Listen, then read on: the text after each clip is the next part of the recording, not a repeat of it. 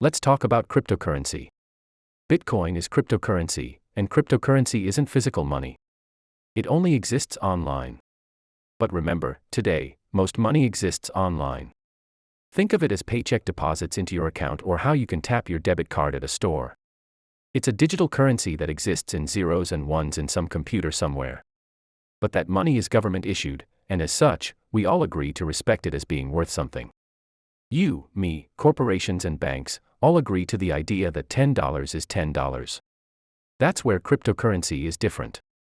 It isn't issued by a government or bank. Bitcoin was invented in 2008 by an anonymous inventor who calls themselves Satoshi Nakamoto. Nakamoto developed what's called a decentralized system. Now, a traditional bank is a centralized system. All payments enter and leave through one central hub. Whether a debit card on your account or a check or a request from a teller, if you make a deposit or withdrawal at a bank, it's all recorded on the bank's ledger. Bitcoin uses a kind of ledger to a decentralized virtual one. It's a string of letters and numbers that exist in the online world.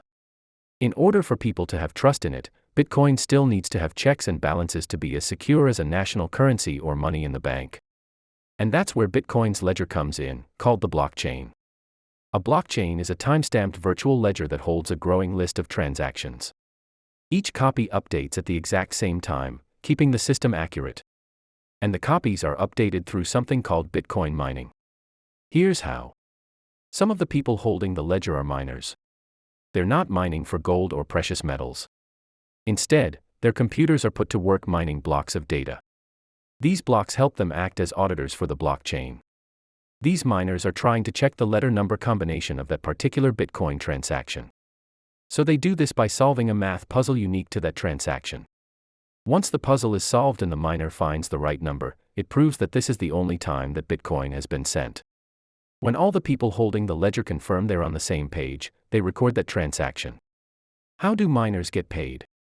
You guessed it, Bitcoin. So the miners have an incentive to keep doing the auditing work and keep the currency going. Meaning there's no need for a bank or government body to manage all that money. Even though all those Bitcoin transactions are public, we have no idea who the people behind them are. That basically sums it all up. Leave a like and subscribe. Thanks for stopping by, we hope to see you in the next one.